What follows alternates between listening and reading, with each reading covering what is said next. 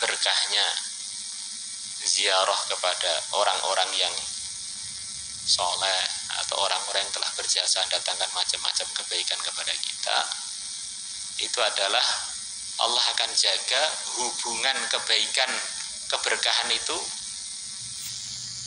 yang telah kita dapatkan dari beliau-beliaunya selama kita masih menjaga komunitas-komunitas ini, termasuk ziarah itu. Ziarah orang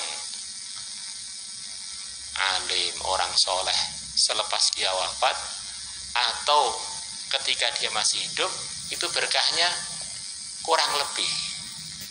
Itu pemahaman sebagian guru kita begitu.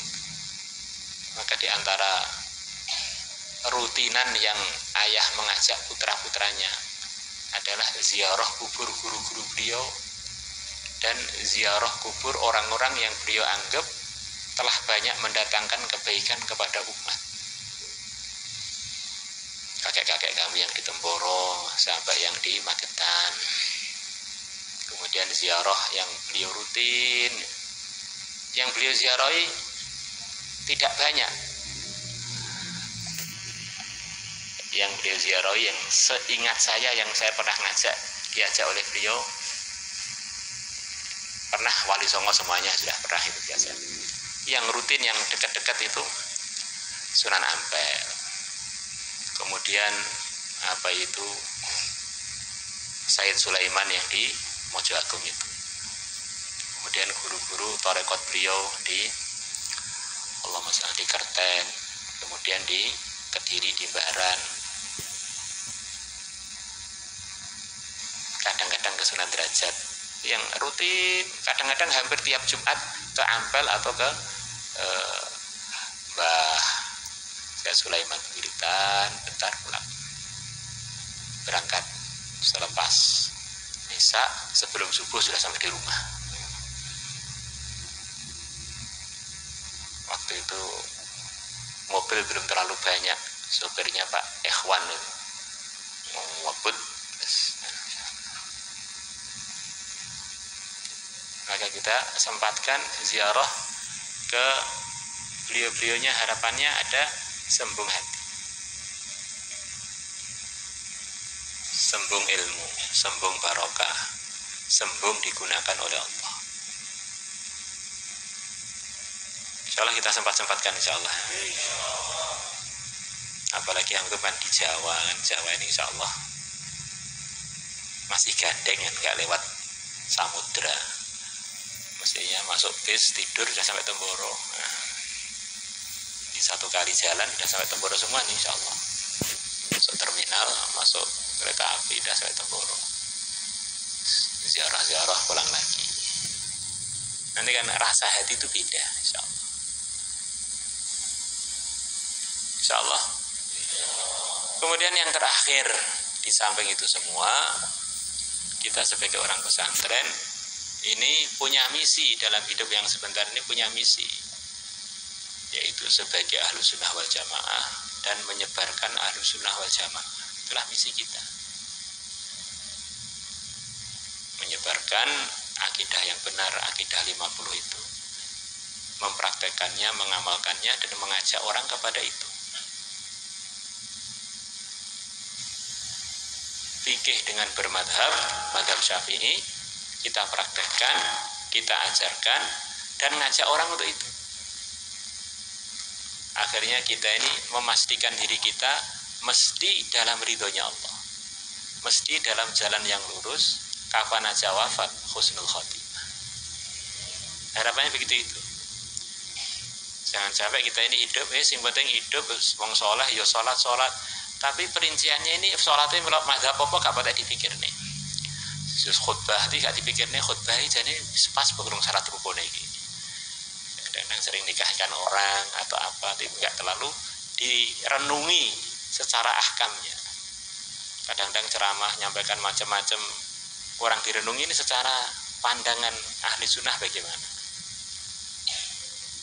Maka hal-hal tersebut juga bagian terpenting yang perlu kita praktekkan dan kita perjuangkan sampai ajal menjemput kita dan kita wariskan pada lingkungan keluarga dan anak cucu kita, insyaallah. Dan jangan lupa kita ini saling mendoakan. Antum doakan kami doakan antum. Tidak ada orang di dunia ini yang lebih tinggi derajatnya dan nanti di akhirat melebihi yang mulia Nabi besar Muhammad sallallahu alaihi wasallam. Di antara yang beliau perintahkan kepada umat adalah doakan beliau. Memintakan kepada Allah supaya Allah menyayangi beliau dan menyelamatkan beliau. Maknanya apa? Wallahu a'lam. Di antara maknanya, kalau Nabi mengajarkan supaya umatnya doakan beliau berupa salawat tadi, Nabi pun mengajari umat, saya yang Sayyidul Anbiya pun perlu didoakan. Nanti yang untung yang mendoakan. Jelas.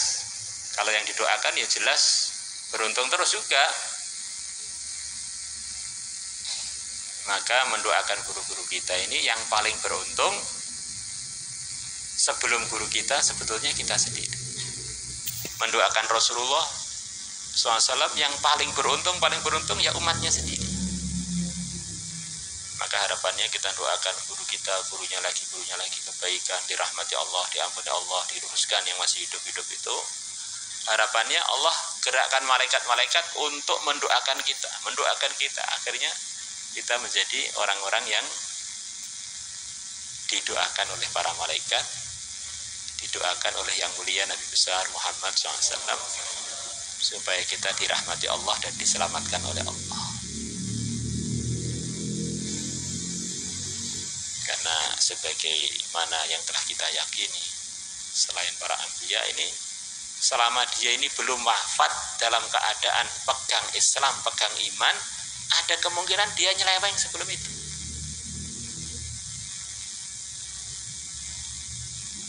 Maka Ibnu Mas'ud nasihati para tabi'in itu ajib. Kalau kamu pengen niru, tirulah orang yang sudah mati. Merekalah sahabat-sahabat Nabi. Di sahabat itu resmi jadi sahabat kalau sudah wafat dengan memenuhi 3 persyaratan. Ketemu Nabi, beriman dengan Nabi, dan wafat dalam keadaan iman. Mangkana mustannan falyastanna biman qad mat ulaika ashabu wahab. Barang siapa yang pengen niru, supaya niru orang-orang yang telah wafat, merekalah para sahabat. Orang yang telah mengumpulkan 3 persyaratan, man laqiyan nabiyya wa amana bihi wa mata ala dzalika. Maka selama kita ini belum wafat husnul khotimah, ketemu Israel dalam kondisi bawa iman, jangan merasa aman. Kebaikan kita syukuri, kita perjuangkan, kita yakini. Tapi nek gong ucul nyawane sangka donya dalam kondisi beriman, ojo ngrasa sukses dikit. Ini untuk semuanya. Jangan sampai kita ini kadang-kadang terlalu kepedean. Swarga wis gandul-gandul kanggo aku. Gandul ning ndi? Kadang perasaan. Jangan sampai perasaan dijadikan keyakinan. Perasaannya perasaan seperti ada santri mimpi istrinya 4, ternyata bangun-bangun 1 aja belum dapat. Antara mimpi dan kenyataan sering berbeda. Kalau gung mati bener-bener husnul khotimah, ojo guyang-guyu dikit. Widodari rong karuan entuk. Nek wis wafat bener husnul khotimah guyu sak polmu serapopo wis jelas swarga jelas.